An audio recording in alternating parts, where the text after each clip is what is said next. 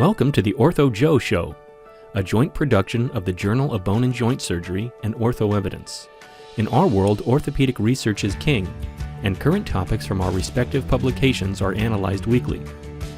Here is Mohit Bhandari from Ortho Evidence and Mark Swinkowski from the Journal of Bone and Joint Surgery. Well, it is very early in the morning for one of our guests out on the West Coast. As we usually start these broadcasts or podcasts, we need some coffee. And I think Dr. Shields definitely needs some coffee. So I've got my Ortho Joe mug. Usually Dr. Bhandari has his. Maybe he doesn't have it. So I wish I had it. I need one, and I'm going to grab one right afterwards. I promise you that. Okay, but one of the great things about being a guest on this podcast, Dr. Shields, Dr. Boyd, is you're going to get one of these great travel mugs. They'll send, Christina and Carl and their team will send one to you. So they're actually pretty good. So anyway, good morning to everyone. And we have a couple of guests, a very important Ortho Joe podcast on some real trailblazers in the area of professional sports. And I will introduce them, and then we're just going to dig into it. So we have Dr. Clarence Shields, who is a graduate, I learned, of Loyola High School in Los Angeles. So a West Coast person to this day, Creighton Medical School, an intern at UCLA, and then got smart and went cross town to USC, which has always had the better football program, in my humble opinion, as a USC medical school grad. Dr. Shields did the Kerlan Jobe Fellowship and has stayed on, and he's been now on the faculty of the Charles Drew School of Medicine at USC. And in 2006, Dr. Shields was named Mr. Sports Medicine by the AOSSM, which is quite an honor. And he's the founder of Team Heal, which I hope we can get into, Dr. Shields, as exactly what that does for the community. Dr. Shields, of course, was the first African-American team physician in the National Football League, a trailblazing position. And we'll be talking about that. And then we have my partner, Dr. Joel Boyd, who is a native of Washington, D.C., a Bucknell running back of some fame. I understand he's pretty good. Temple Medical School, residency at the Cleveland Clinic, then was a fellow at Western Ontario with Pete Fowler, a real giant in sports medicine. And then we were fortunate enough to get Dr. Boyd to move to Minnesota. And I have been a friend and colleague and partner of Dr. Boyd's since I came here in 1997. And Dr. Boyd is a trailblazer as the first African-American team physician in the NHL. So these two gentlemen have some experiences that I hope they will be willing to share with our audience. How do people follow in your footsteps, I think, is really the topic at hand. So Mo, do you have a question to start out for our esteemed guests here?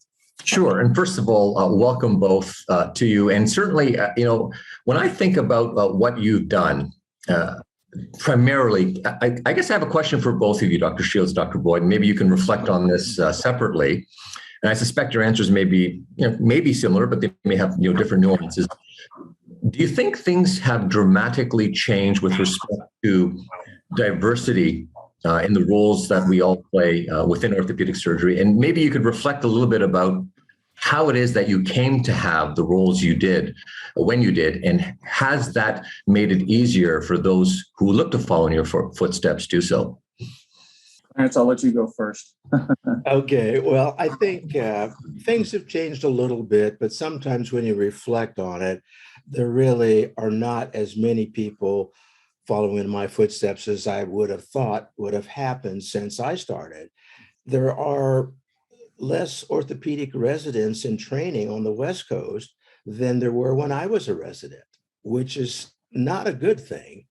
And if you start from that scenario, moving forward, you can understand why things haven't changed a lot.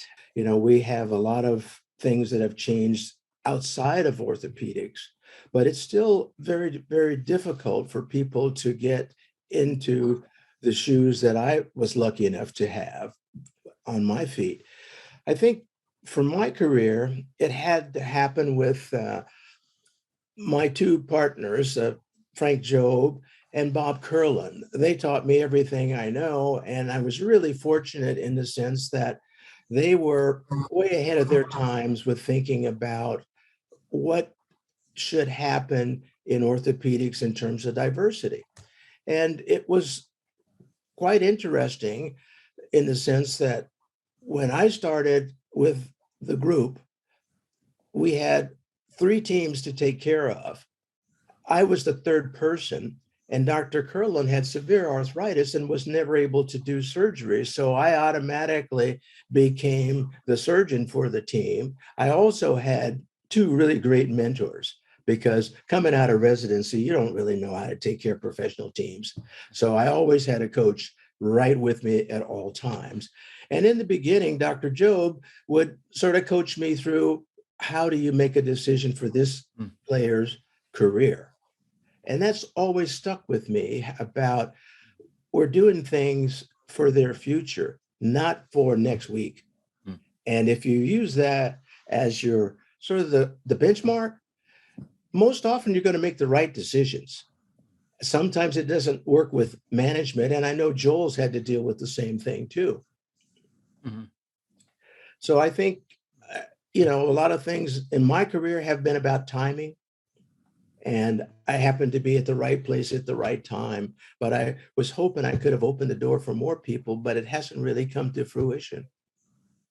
From your perspective, Joel, is it similar for you, or have you seen a slightly different view around the opportunities for African Americans, let's say specifically, but also just generally for individuals looking to do what you've done?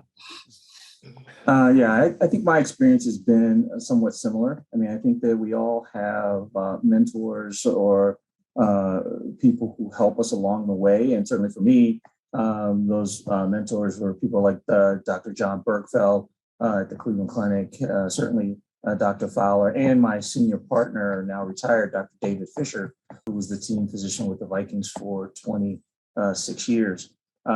They all certainly had a hand to play in getting me to where I am. I think that, as Dr. Shields mentioned, it's difficult because there's not a whole lot of people in the pipeline, so to speak. So when you not only talk about residents, and actually in the last couple of years, the number of minority residents has gone up, but really the stopgap is at fellowship, because to get into a job like a team physician, I mean, you have to be fellowship trained. And that is an area where the numbers really drop off significantly. So we don't have a lot of people of color coming out of fellowship programs. And then even when they do, that doesn't necessarily mean they all want to be team physicians. Some of them want to be academicians, and some of them want to do other things outside of being a team physician. So your numbers get thin fairly quickly. And so I think that's a big problem in trying to figure out how do we balance, or how do we increase that number to some degree. I think we've seen it with women. I think the overall numbers in orthopedics is about 6% women, which is not a big number. It's relatively small, but when you compare that to minorities, which are at like 1.5%, that's even more of an issue. So I think we do have a situation where it'd be great to get more people into the pipeline, more people fellowship trained, and then give them a chance to pursue careers like Clarence and I have had a chance to do. Joel, I know you've had some ideas about how to improve the numbers of people of color going into sports fellowships. Can you just tell our audience kind of what your thoughts are in this area? Well, at this point, yes, there are certainly different ways of trying to get that done. I mean, I think that fellowship programs, unfortunately, it's easy to say, we'd all like to increase diversity in fellowship programs. We have a program even at Trio Orthopedic Center in the University of Minnesota, and we'd like to increase its diversity as well. We've trained certainly more women than we have of color. But the difficult part is that it's the application process in terms of getting people to apply as well. And so we have to actually make the effort. If you're really serious about trying to increase diversity in almost every organization, not just medicine, you have to kind of go where the people are and encourage them to at least apply.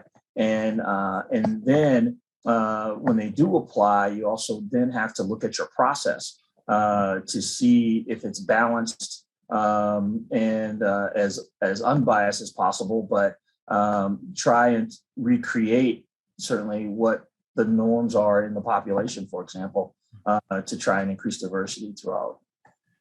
How about on the fellowship side, though, Joel? So with our fellowship program, as I mentioned, trying to go places like Howard University and some other medical schools where there's a large diverse population to try and encourage them to apply. That's the first thing. And also there are avenues where you can get fellows come on to programs that are research fellows, for example, that may start off as a research fellow for a year and then move into the regular program. And so trying to encourage them through those two mechanisms. The NFL actually now is interested also in trying to increase the number of minority physicians within the league. And so we're all looking at ways of trying to get that done, whether it's through the sponsorship programs to help, again, get students and fellows in a position where they can get the training they need to move into the professional sports. I wonder, Dr. Shields, if you could also, speak a little bit to what Dr. Boyce just talked about. So it's very clear from both of you that we're not just seeing a number of, like the persons of color entering into orthopedics is a relatively small fraction, and then even a smaller fraction are probably entering the subspecialty areas and the fellowship areas. Are there any other barriers, though, that you can identify that would be barriers that we need to overcome if we want to see more minority groups, people of color, African Americans entering into sports medicine and specifically into the areas that you both have led?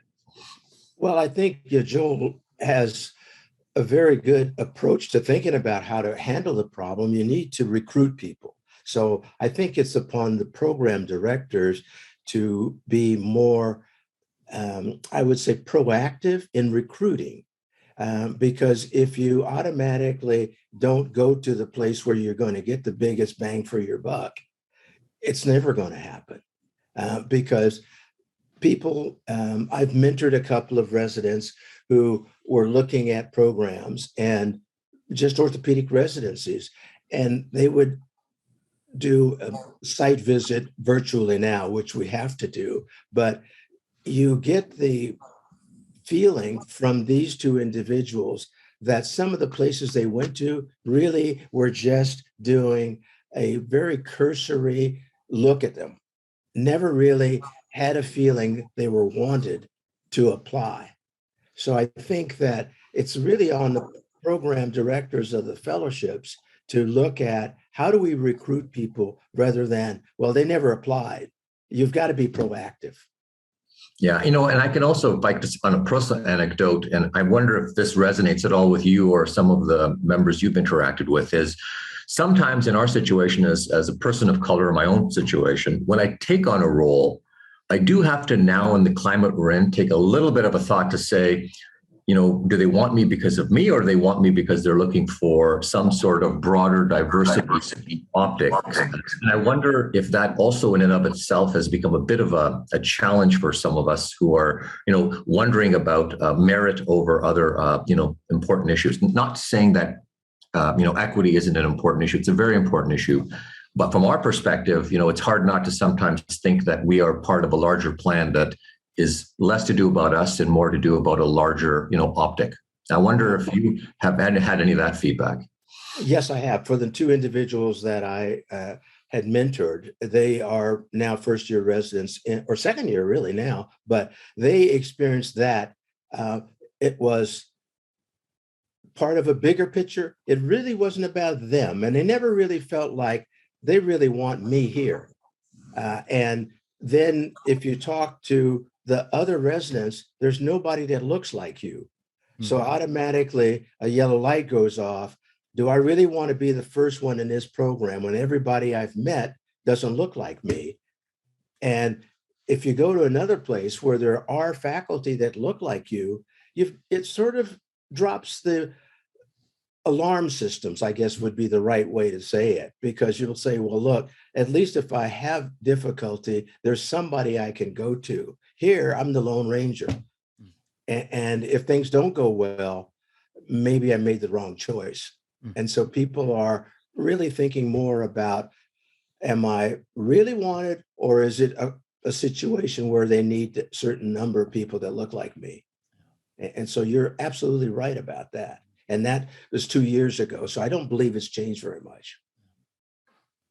Much like Dr. Shields, I think, when we look at people that were allies for us, we had a lot more in common than what seemed to be on the surface. And so I think that was one of the key things. You were able to move past, this just being, well, we want to increase our diversity here.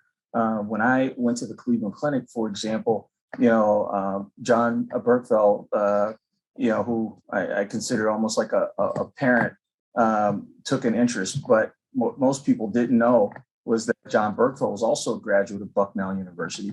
He also played football at Bucknell University. He also went to Temple Medical School, which is where I went.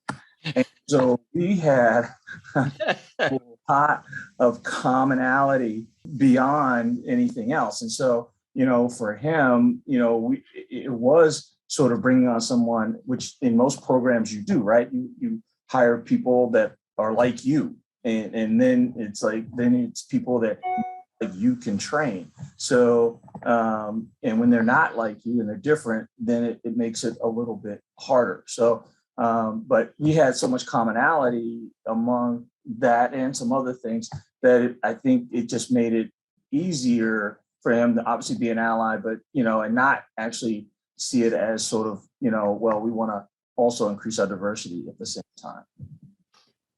So I imagine there are some listening to this or watching this that are going to have the question of both of you is the reception of the athletes when they'd never seen a physician or orthopedic surgeon who looked like you. So you're in two very different sports. One, considerably a rarity, an African-American hockey player, and the other where it's quite common to have an African-American football player. But maybe you could both discuss a little bit your experiences of the reception of the athletes. Dr. Shields? Well, I would say that obviously there are more people who look like me playing football. So it was pretty easy for me. I never really had a major hurdle with the players. I think it was a combination of things. Number one, our group was taking care of other professional athletes in Los Angeles. So they already had been familiar with Frank and Bob. So me being a junior, it really wasn't as dramatic because if I needed to, I would have them get a second opinion from either one of my two partners who were legends in their own time. And it was a lot easier, almost like we were talking about with Joel having had so much in common with John Berkfield. Well, I was the third person from USC's orthopedic program. So the two senior guys were both from LA County / USC. So we had a lot in common. And as I think about it, Frank was the only left-handed surgeon I'd ever met in my whole career. So I had a lot in common with him. But I think you probably don't have a good answer for that other than the fact that sometimes it's a combination of you being in the right place, but also being able to carry that extra burden that sometimes you would get maybe a question mark. Is he too young to do my surgery? Right. Those kind of things came up. But certainly it really wasn't after you have a track record and you start to draw people from other football teams and the word spreads. And you still get that going on now, 20 some years later, which is hard to believe. But I think you're absolutely right, Mo, that this is evolving. But again, it's very difficult to pinpoint any one thing. Everybody wants it to be better, but how do you fix it? In LA, we have a tremendous problem called homelessness. And none of the politicians have a clue about how to fix it. The latest thing now is maybe the homeless people ought to be in charge of how the money gets spent. And so that's not as far-fetched as you think, because we've all ended up money, but nothing has changed. It's gotten worse. And so I think some of these things are very, very multifactorial that you can't put a sign on it. How do I make this better? We all have our different ideas. And what do you think, Joel? Well, I think, as Mark said, we have very different sports, and Right. my entry into the NHL, certainly, one of the stories I tell often is at the very beginning, I had players come up to me and say, Doc, do you play hockey? And I said, no. I had an opportunity to play a little street hockey when I was in high school, but that was about it. And they said, well, do you know how to skate? And I said, not very well. I certainly can't skate backwards. And they said, well, if you can't skate and you never played, how could you possibly be an NHL doc? And I said, well, they're not asking me to skate. So I said, you drive an expensive car and you're not a mechanic. So, it doesn't matter. What they're asking me to do, I think I felt like I was very good at. And, but certainly like Dr. Shields, it takes time. And you, again, on that side, decision-making side, again, having another mentor in Dr. Fisher helps you develop and get the experience and make good decisions. And then once you start down that path, then it becomes certainly much easier. Now, certainly after 20 years of being an NHL team physician, I mean, now I view them almost like my children.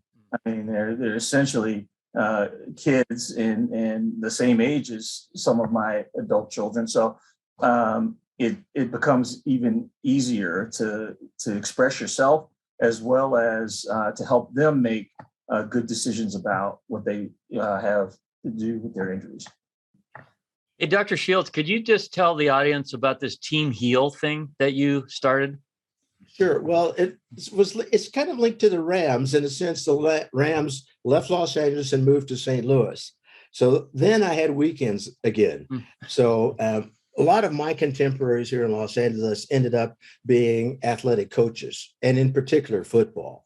So I decided that why can't we create the situation that the professional athletes have for the underserved community players, which is a full-time athletic trainer, a fully equipped rehab center, and a team doctor.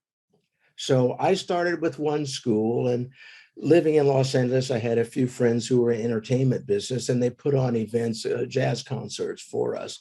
So we grew it from one school to 5 schools. So we have 5 trainers that work in underserved communities. Also, I wanted to create student trainers, because if you've never experienced a trainer, you don't know what they do. And that evolved into teaching sports medicine classes at each one of the schools. So now we have a cohort of student trainers who, some of them have actually gone on and gotten a degree in athletic training. I'm waiting for one to go to medical school and replace me, but that hasn't quite happened yet. But the whole idea is giving something back to my community with the idea of exposing the students who never knew about other things in medicine. Example, an X-ray technician, MRI tech. And so we have guest speakers in the sports medicine classes to tell them, this is what I do. it might be something you may be interested in. And last week we had the big high school rivalry in our city between two schools, Crenshaw and Dorsey, who both have produced a lot of NFL players. However, the pendulum has shifted from one school to the other now. But the most amazing thing to me was the trainer had graduates come on the sideline while they're in college taking athletic training to want to help, which was pretty amazing to me because there's still a cohort of students at each one of the two schools. But to have the alumni come back and want to help and tell me what they're doing and everything, it was pretty amazing to me. And I said, maybe this is working. So Team Heal is pretty enlightening to me in the sense of I wanted it to grow, and it has grown. I also wanted to expose kids to choices in medicine that they never would have known about if they didn't have a sports medicine class, because they don't have them in the schools. Yeah. The private schools do, but not in the underserved parts of Los Angeles. So it's been very rewarding to me, Mark, in the sense of I'm seeing some of the fruits starting to grow on a tree, and hopefully they'll pollinate more. That's a great contribution. And Joel, if I could impose on you in the last couple of minutes, just to speak about what you and Willie O'Ree are doing in the NHL. Well, actually, it's really all about Willie, myself. But Willie O'Ree was the first African-American hockey player in NHL in 1958, I believe. But I've had an opportunity actually through my travels from the Cleveland Clinic to the University of Western Ontario, and then spending some time in Canada, I had a chance to travel to places like Nova Scotia, and then start to understand the history of hockey. And so what that did was it led me to the realization and actually just the fact finding around how hockey started, which the birthplace is in Nova Scotia. And sorry to interrupt, but for any of you listening or watching this, there is Dr. Boyd has authored an article on the history of African participation in the sport of hockey. So sorry, Joel, but yeah, it's a great article. Thanks. So that afforded me an opportunity to study and understand how African Americans participated in the progression of hockey and the sport itself. So without going into a lot of detail, Willie O'Ree finally became the first African American hockey player. Played for the Boston Bruins. He didn't play a long time, but he was recently inducted in the Hall of Fame, mostly based on the fact that, number one, he was a trailblazer. They often called him the Jackie Robinson of hockey. But he also brought with him a lot of people who, once they understood and once they heard his story, did realize that African Americans have a rich history actually in hockey and have contributed to the sport significantly. They did a documentary on him on ESPN, by the way, if you want to check out that documentary as well. It's well done about his travel into the Hall of Fame. And he's continued. I think he's in his 80s now, and he has continued to contribute.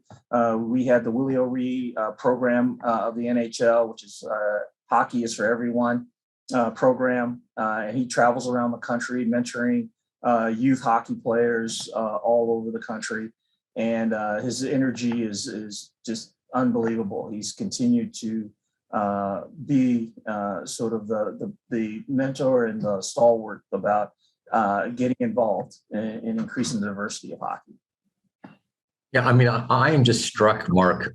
You and I talk about this all the time, right? Going from optics to action. And how can you not be moved by both Dr. Shields, Dr. Boyd, who understand that diversity in some case is about changing the optics and the landscape of our field.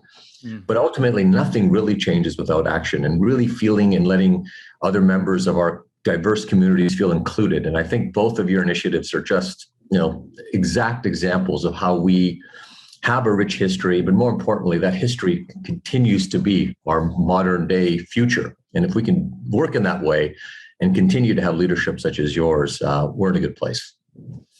Great way to conclude this discussion. We could talk for easily another couple hours with these two trailblazers, very important figures in their respective fields and sports. And we're grateful on behalf of our audience. Thank you for spending the time with us. I'm sure this will be watched and listened to many thousands of times. And look in the mail for your very elegant Ortho Joe mug. He already has one. That's not fair. We'll make sure you get yours, Dr. Shields. Okay, great. All I can say, Dr. Shields, to use the sports analogy, that cup is a game changer. It's a game changer. Thanks, everybody. With game changers. Thanks, everybody. Have a great day. Thank you. All right, Okay, take care. thank you, guys. Well, yep.